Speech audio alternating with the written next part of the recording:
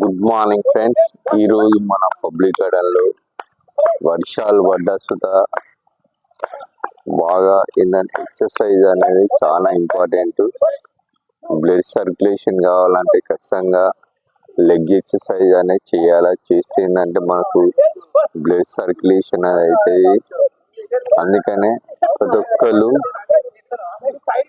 ఏంటో చక్కగా చూడండి. వీళ్ళు బాగా చేస్తే వాళ్ళలో మంచి యాక్టివేషన్ అనేది పెరుగుతుంది, బాడీ గ్రోత్ పెరుగుతుంది.